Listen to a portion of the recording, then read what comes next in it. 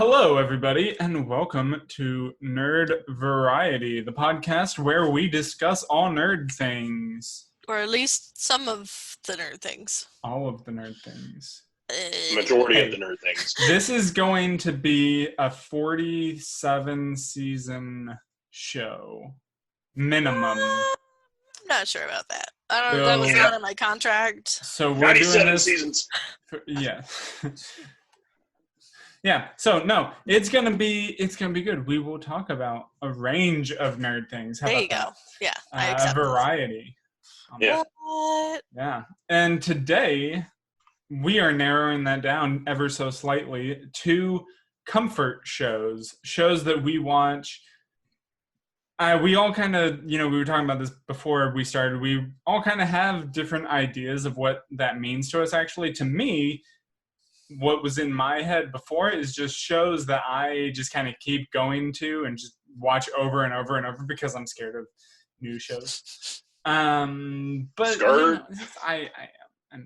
For me, comfort shows are shows that I watch when I'm sad. Okay, that's one thing to do.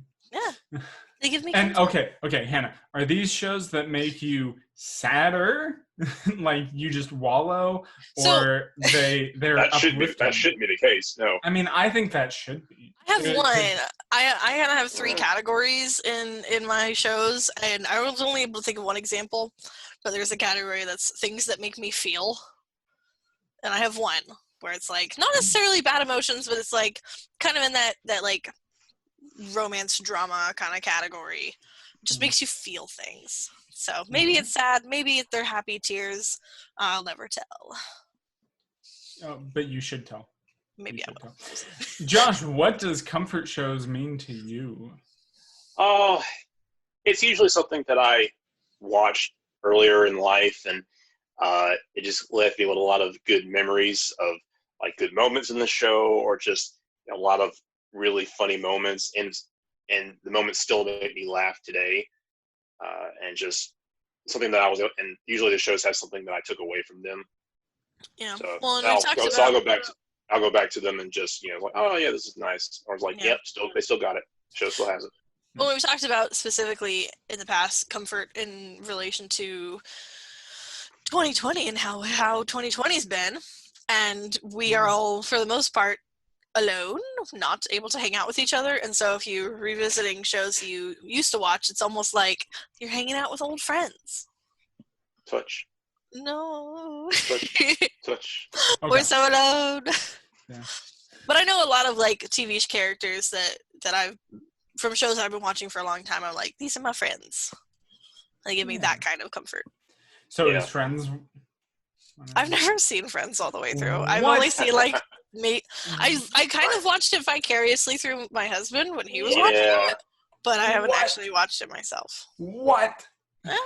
Although I'm not surprised. I know our friend group, me and other Josh, are like the only two real Friends fans, and that is so disappointing. P-Ray as well. Not enough though, because like we played that Friends Cards Against Humanity thing.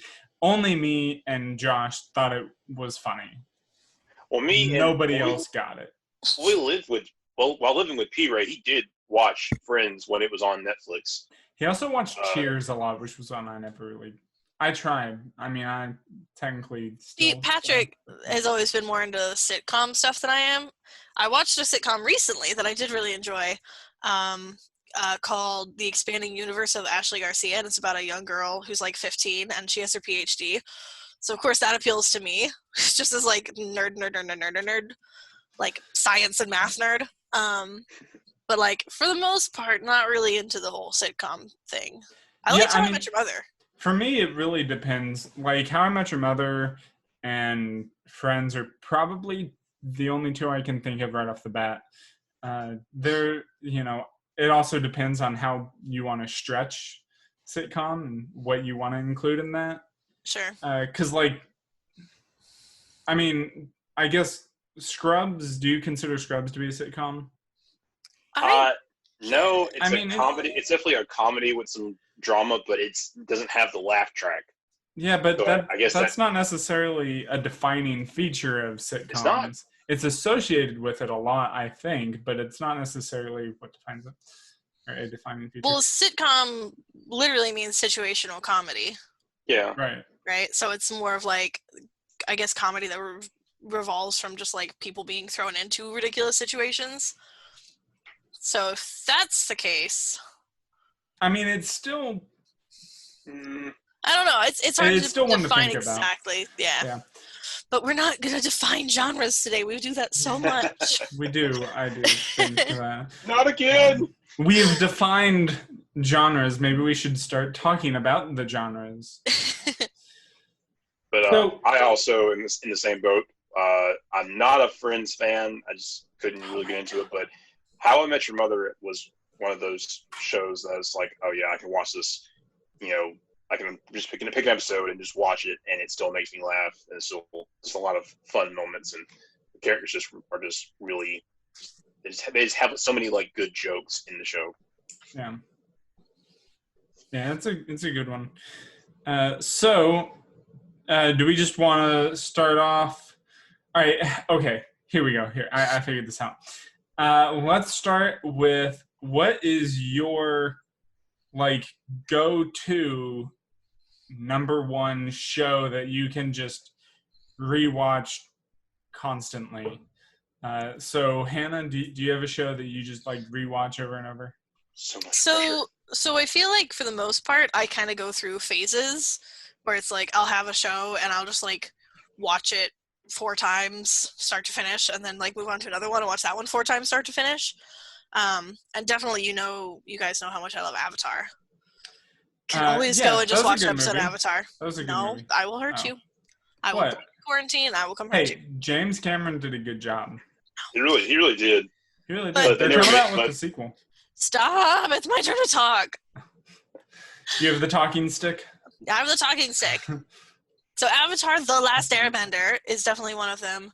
That movie was awful. Doctor Who is also one that like I don't watch it a ton, but I feel like I could always go back to, and holds a special place in my heart.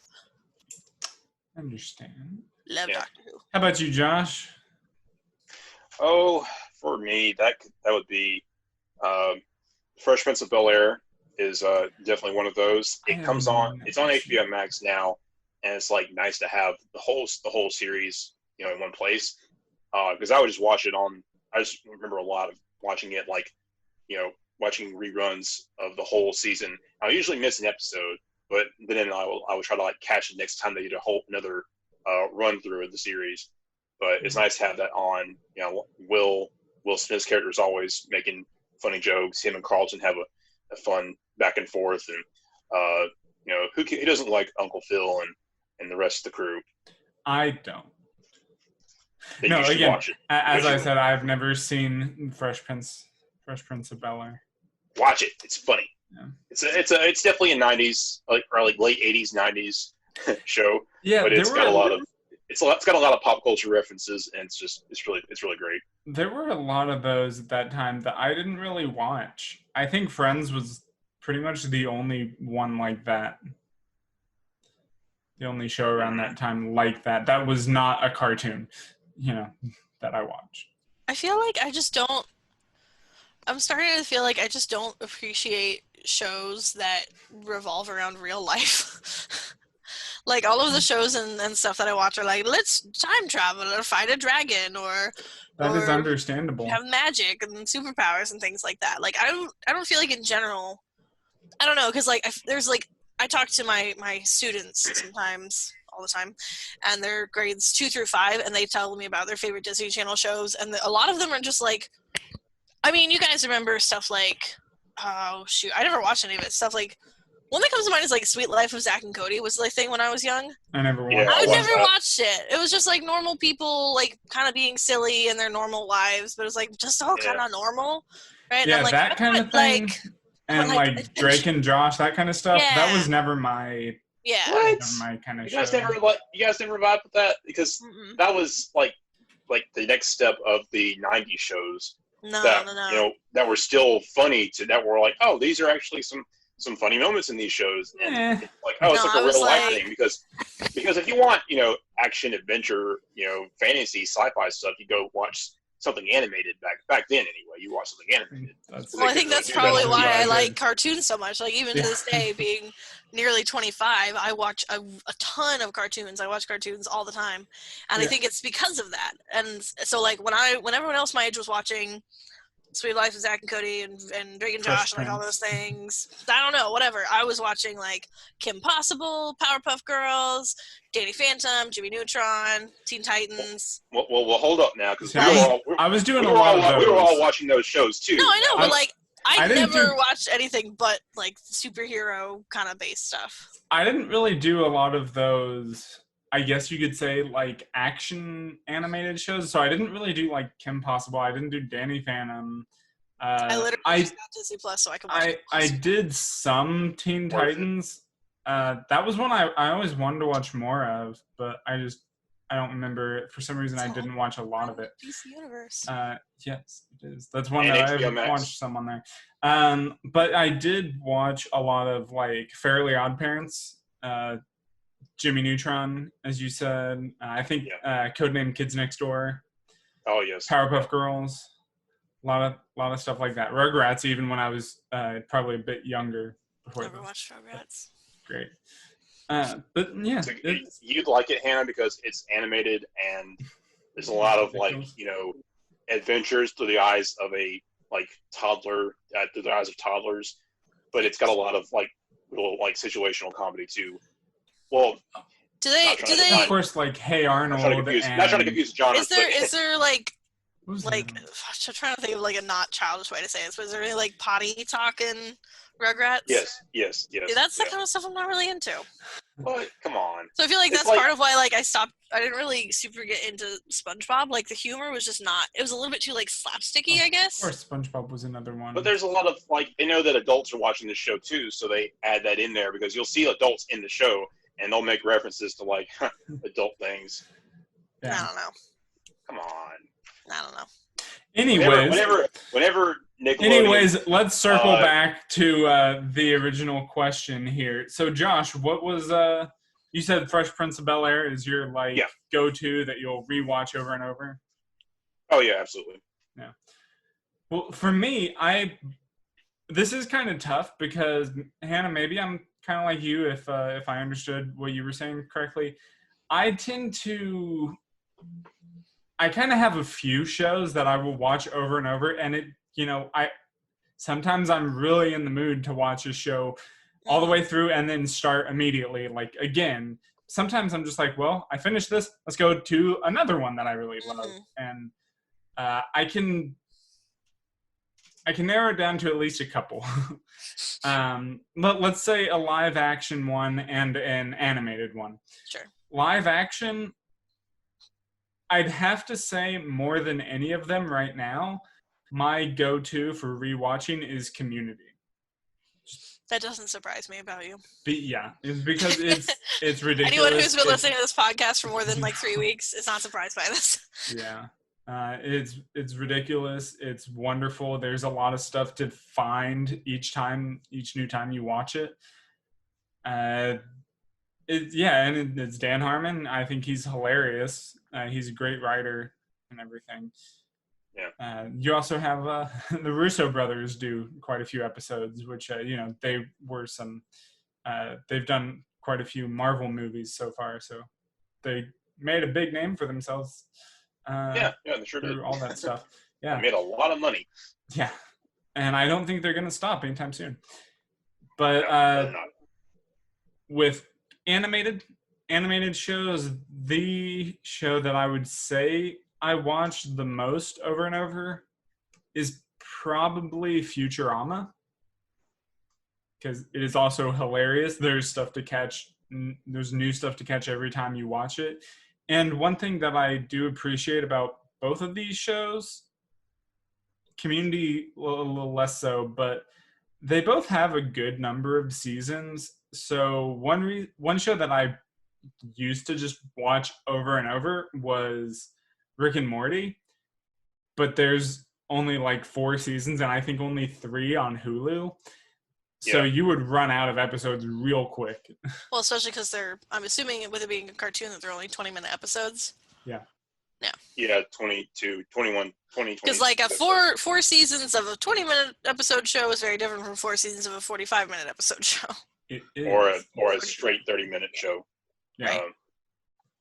They kind of have the whole like you watch one season. I think it's only there's only 30. I think there's only 30 episodes out. They've done 10 episode, or at least like maybe like the first season had like 10 or 13 episodes. Yeah. So you don't have a whole lot to rewatch. You can blitz through it pretty quickly. Yeah. But with Community, there's a lot of like substance there, and they usually have like 22 episodes per season. Well, the earlier seasons anyway. That's why Doctor Who's great. Lots of Doctor Who to watch. There is, and those are longer episodes too. Yeah, well, especially like the first 4 seasons. I just like those are the 4 seasons where like if you ask me, like if you give me the name of an episode, I'm like, okay, here's what happened, here's what went down. Like I know the first 4 seasons like almost by heart. So another show that I actually just finished rewatching that I feel like I've heard is a lot of people's go-to show. This was my 3rd time seeing it, so I got to it a bit late. Is The Office, which is pretty good. I could have a nice discussion with some people about The Office, but I don't think either of you really watch it, do you? I don't know if I mentioned it before, but I am supposed to be working on The Office, but I've been stuck on one episode where Michael does something so cringy, and I just put it down and haven't picked it back up again. Every episode that he's in?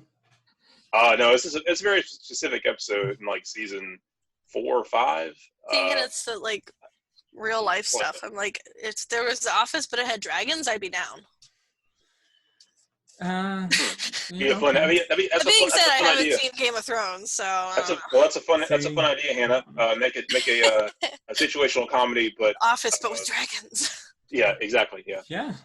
Do it. The castle, or the king, or the monarchy. I don't know. Yeah.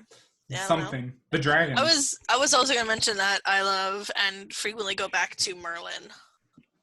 I've never seen that. No, I watched a little bit about that. It's good. The 5th season is subpar, but other than that, like it's. Okay, yeah, Josh, I got the great name for Hannah's show. Go for it. The Office, but with dragons. You might have some copyright issues with that, but Workplace. Go for it, Hunter. Go for it. It's called The Workplace. An American workplace with dragons. A fantasy workplace. Right. Okay. Yeah. No, now I'm imagining something that's like takes place in medieval times and is about a bunch of bookkeepers and scribes in a castle. I can see it. Dragons. Yeah. Do it. It's like, Hannah, we're gonna write a show together. Like a very Monty Python kind of thing. Yeah. Dragavon, not the ancient text. Come on, we talked about this. We got this. I'd watch it. I'm in. Yeah. So that's like our go-to rewatchable shows. Hannah, what did you want to ask us about? I figured we'd do this. We each had our own idea of comfort shows, so I figured we would each go through answers for some. Yeah, my first question would be like, assuming you guys ever get sad, making that assumption, do you guys prefer shows that make you laugh or shows that like kind of just make you sadder? Yes. I want to laugh. You want to laugh? Yeah.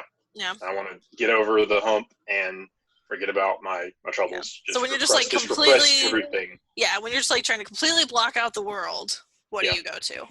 Oh yeah. Definitely go to Parks and Rec. Yeah. Yeah. That's a good one. Just because the characters are, they kind of have their own like shtick, and it's just always entertains me, and there's always something to laugh at when you watch it. Well, along those lines, I have like 2 different types of sad, at least. Yeah. So for me, I just seem to not be able to settle on one thing apparently today. So along those lines, Josh, if I want something that's just going to cheer me up and make me laugh and make me forget about stuff, I will probably go Brooklyn Nine-Nine because it's just hilarious and it's just easy to distract you. Yeah, I'm watching that right now, and they just pop off the jokes just like nonstop. Yeah. But for me also, if I'm in a mood where I want to like go straight into the sad, but also laugh at it, I will most definitely go to BoJack Horseman because it is hilarious, but it is kind of it'll make you feel. It'll make you feel. Mm-hmm. Especially by the end, and at the end it's just there's a very specific song that plays at the end, and every time I hear it kind of makes me cry. Don't go back to the restaurant, Princess Caroline. Keep driving. That is a good one. They have a lot of funny songs throughout it, but this song was actually not written for the show, to my knowledge at least. But it's fantastic. Yeah, I have a few shows. I can't think of a lot of examples, but the shows that make me feel. The one that comes to mind immediately is Fruits Basket, because that's what I've been watching recently, which is an anime. And so it's, definitely ridiculous at times and over the top, but like also just really pulls on the heartstrings and like it has some really like real moments. They had an episode, I want to say it was like episode 2 of season 2 of the new show, the remake, where they talked about like the main character kind of like stops trying to push aside all of the anxiety she feels about the future and just sort of like lets herself rest in it for a little while and like cries and like and talks to her friend and is like, this is really how I'm feeling. And especially because I watched it like the beginning of this whole thing and with coronavirus and COVID and blah blah blah, like her sort of like expressing her anxieties about the future was like really relatable at the time, and like and so they deal with some very real struggles, but it's also like a cute fun anime from time to time. So that's definitely one when I'm like want someone to pull at the heartstrings. That's what I like. But I also sometimes just watch Phineas and Ferb. I've never seen that show. Oh my gosh, you really should. It's You'd so like good. it. You'd like it, Hunter. You really would. It's so simplistic. But like the humor comes from the fact that they do the exact same thing every day. And so every episode is like almost exactly the same, but the way that they are able to make it different is really what makes it amazing. Because it's like they reuse the same plot for every episode, but they just sort of like tweak it in various ways. So it's very clever, but it's funny and it's cute and it's innocent. And it's just a feel good 20-minute sort of shebang. Little romp. Yeah. They have like set rules for the show, which it's like, okay, so you can kind of figure out how the show's going to end, but it's just still you still can't stop yourself from watching it. Right. Well, and it's the fact that like exactly what's going to happen, but you don't know how. Right. So like Phineas and Ferb build a thing. Candace finds the thing. Candace tells the mom, brings the mom home, and by the time mom gets home, the thing is gone. Like that's the structure, but it's so different every time as well. And so you're like, okay, they built a roller coaster. How is this going to disappear by the time their mom comes back? Like what is going to happen? And it's always absurd, and it's great. Yeah. Okay. Usually due to something that happens while Perry and Perry the Platypus, and Doofenshmirtz. Yeah. Oh, and Doofenshmirtz never recognizes Perry unless he's wearing his hat, and it becomes. I think it's a very self-aware show, as well. So like the first couple times that Doofenshmirtz sees Perry without his hat, Perry's like, "Oh, put the hat on. Okay, now you know it's me." But then by like the 7th time, Perry's like, "This again. Like, put the hat on. It's me. What a surprise!" Like, so it's aware of itself, and that is part of what I love about it. Cool. I'm sorry I got rambly. I'm passionate. It's good. No, I understand. Watch it. It's fun. Now, Josh, we kind of more or less covered your thing, right? Because you said like nostalgic shows, didn't you? I mean, that is my most like that's one of my nostalgic shows. It's one that I watched a lot growing up, and now that I rewatched a lot on cable, now on streaming services. But I also wanted to add in DCAU shows. So that's Batman the Animated Series, that's Batman Beyond, that's Justice League Unlimited shows. Teen Titans. Not included in that animated. I know. Yes, it is. Yeah. Yes, it is. But it's also good. If Bruce Timm didn't draw it, then it's not part of it. So sorry, but they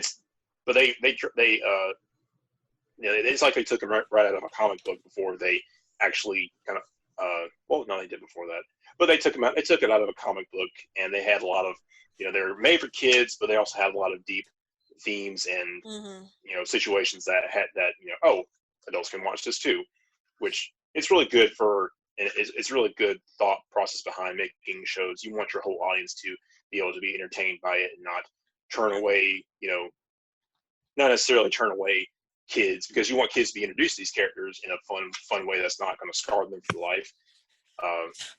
Like let your kids watch DCAU with your kids, not the new animated movies with your kids. Like don't let them watch War or Justice League Dark by with don't watch those with them. Yeah. A little too violent. Yeah. Well, I just love, like, I don't know how much I've gushed on this show about animation, but I just love animation. I love the fact that, like, there's so much more that you can do with it than what you can do with with live action. Yeah. Like, it's literally, like, limitless. If you can imagine it and you can draw it, you can animate it. Limitless is live action. I hate you sometimes. Can we mute him? Hey, I just muted myself. Okay. Plus, I'm the host, so no. I know, it's frustrating. But I just love animation, and I love the fact that I feel like people are embracing the fact that adults also appreciate animation. Because I feel like for a long time, it was like geared towards children, but like if the adults were in the room, they would appreciate something about it. But I feel like there's a lot more stuff nowadays that like it really is just geared towards everyone, and I think where that comes from is just being focused on like solid characters and solid storylines. Right. A lot of those shows were back in the day were Y7 or Y or whatever the I guess Y G. was the rating, or G. But well, G is the movie rating equivalent. Yeah.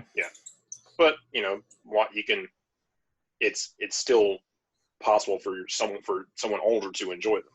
Right. And the fact that those older people could means that they were doing their job. Mm-hmm. Yeah. I feel like, and correct me if I'm wrong, but I feel like The Simpsons was at least one of the earlier examples of moving more towards that. I don't know enough about the Simpsons. You don't know the symptoms of The Simpsons? Simpsons and comments at the same time. Oh God! It just turns into symptoms. What are the symptoms? Oh my God! I don't know about. Never mind. Just continue. I give up. Talk to your doctor if you think you might have The Simpsons. Yes. Come back to me. I'm gonna just go. Yep. Okay. It's one of those days. Yes, I can tell. Josh, what was your thing? You had something besides nostalgic shows, right? Or did you not? Not per se. No. Just like I said, these shows.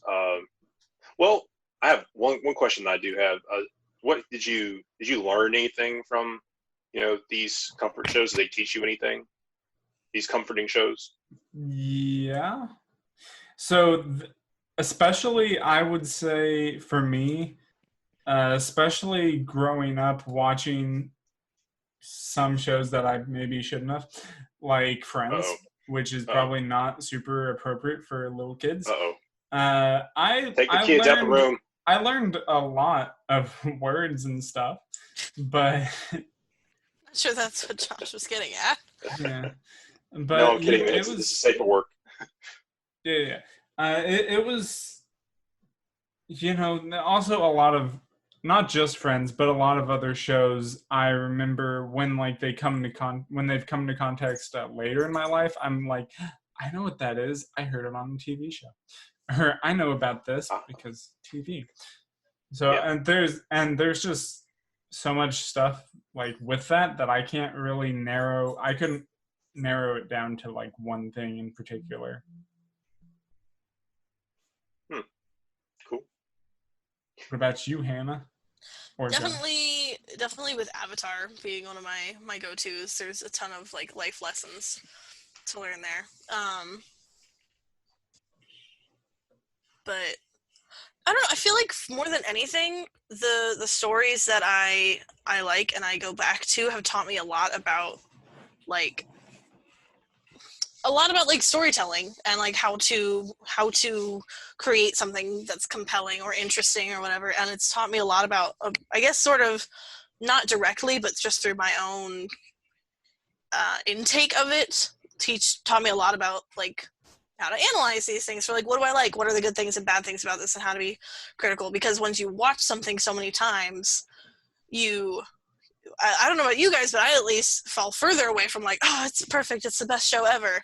It's like, no, okay, it has some strengths and weaknesses, and you have to sometimes watch something multiple times to really start to go into a deep level of analysis of like, here's what I like about this, here's what I don't like about this, here's what was really well written, and here's what was not so well written, and I wish they'd done this, and like kind of just going through this analysis of like writing and characters and plot and all those sorts of things, which is that's definitely something that's happened to me over the years. Yeah.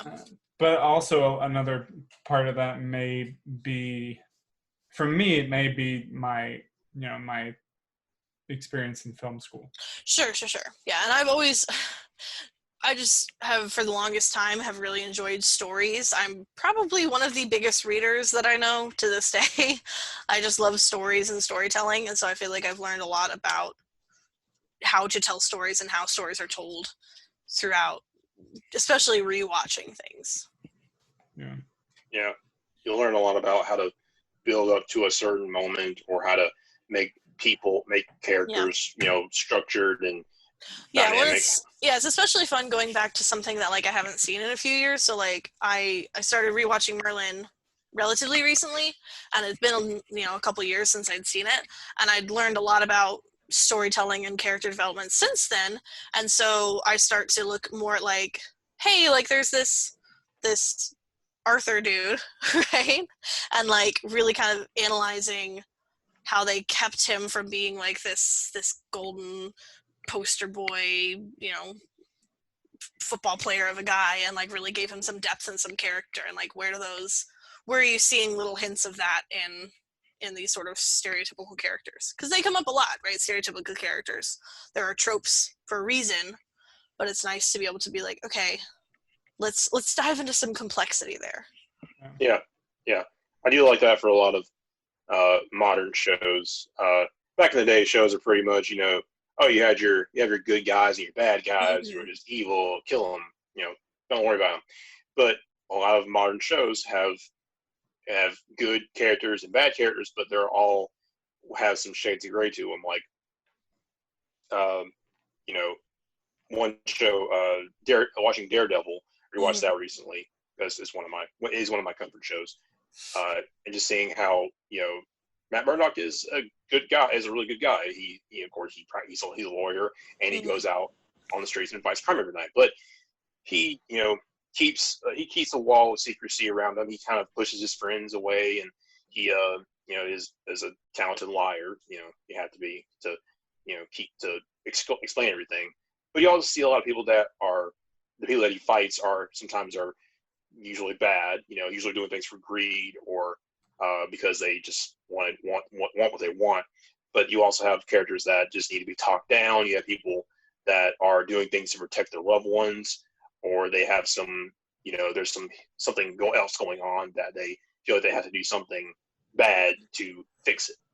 Yeah, we talked about representation not that long ago, and how like as groups, as each of us being from a group that is not generally well presented on screen, or presented enough, or presented as deep as they should be, like we all, I feel like, appreciate multifaceted characters, because that's just how people are. Yeah. Mhm. Right? And like at some point when we as a culture got good at storytelling, we wanted our people to just be more like people. Right? Please. And I think it's especially cool when superheroes are more like people, because for a long time they're just like this epitome of like perfection, and it's like, no, like these people have problems, they're still just humans or aliens or whatever, but they're still just humans. So I like that. That's fair. I agree, and I think it's well. Also, for me, I can say that a big part of that is also just growing up. Being older, I understand more, and I've matured obviously as a person, so I expect more from characters. Yes, I have. Yeah, for sure. I did kind of want to quickly hit on some things, but I don't know that we really have time now. Well, okay, let's do a lightning round. How about that? Lightning round. What have you been watching during quarantine or during COVID? I don't know if anyone's still quarantined necessarily, but I'm still sad. Does that count? yeah. So okay, we got you covered. You're watching all your sad shows. No. Josh, what about you? No. I've been watching, recently I've been watching, I feel kind of bad about it because I feel so basic, but I'm watching a lot of like reality TV competition shows, but specifically ones where they like creating something, because it's been really cool to see people just like doing what they're really good at and really enjoying it. That's what I've been watching this week. Yeah, I've been doing some of that. Like I just watched The Circle, watched Too Hot to Handle. When I was at work, some of my coworkers got me to watch Temptation Island. I feel like I don't know. You're making me The Floor feel. is Lava is another You're making one. me feel less bad about the ones I've watched, because I feel like should I've feel learned less a bad. lot. The ones I've been watching have been very trashy. Yeah. Except for The Circle. Yeah. The Circle's not particularly trashy. I watched The Circle. That was fine. The Yeah. Floor is Lava was fun, but honestly, like I admit, it's just kind of dumb. Wipeout is better. Is it? Wipeout I watched so all much like better. Ultimate Beastmaster back in the day. That was one that was kind of like an American Ninja Warrior I think I kind of tried thing. it, but I didn't really get Yeah. into it. Josh, But what have you been watching? I'm enjoying the freedom. Definitely not any reality shows. Better than us. I finished the Boondocks, which I never watched all the way through, like when the show was airing on television. But rewatching it on season by season and just like laughing out loud at all the like references and jokes that they made. I've also been trying to finish Voltron. Yes. Because like it's just got great voice acting and the animation is superb. I love it. And I just finished Agents of S.H.I.E.L.D. They had their final episode last Wednesday, so it's kind of a bittersweet kind of I heard it because ended well. that was one of the shows that started when I was in college. Yeah. So it's like, oh, I'm old now. Yeah. Well, again, I've been watching some reality shows, but surprisingly, I feel like I've been watching less of my comfort shows, and I've been kind of expanding a little bit more, watching a few new things. Again, some of those reality shows and just some other things that I didn't think I would watch. War for Cybertron, I just watched like the first episode, but I'm just keep watching haven't gotten too far into it. more and more cartoons. Anyways, but I also started the MCU again, the Marvel Cinematic Universe. So that's not a TV show, Good. but yeah. Well, it's some people would disagree with you. Yeah. Anyways, that's this week. That's our show. Next week, I can't remember who's hosting. I think it's Hannah. It me, games with terrible physics and why we love them. Yeah, because we do love them. We love them. And we love to question them and wonder how did this happen? How did this get finished? And we love to test their accuracy. So that was this week. We talked about next week, and I guess we're all good. We got games next week. We did shows this week. Yeah. I don't even remember when the last time we talked about movies was, but we will. About them at some point. We talk about them a lot. Anyways, this was good. You guys got any last remarks? Tell us what your favorite shows are. What do you go back and watch over and over and over again? We want to know. what has brought you comfort in these wild times? Yeah. Or have you been doing any exploring in the world of TV? No? Yes. If you have any recommendations, we like recommendations as well. And Hunter won't watch them, but we will. Yeah. Yes. What do you mean? I will watch them. I watched Avatar, and you never watched New Girl, so I believe that I don't have. You still haven't finished Avatar, so the thing was watch the first season, and I did. Okay. But the second Does it help that I'm watching Brooklyn Nine-Nine? No. Does it help that I've seen Avatar and New Girl? Anyway. Yeah, sure. Whatever, you're not in that. Anyways, thank you guys for watching or listening. I guess we don't watch anymore. But thank you guys for listening.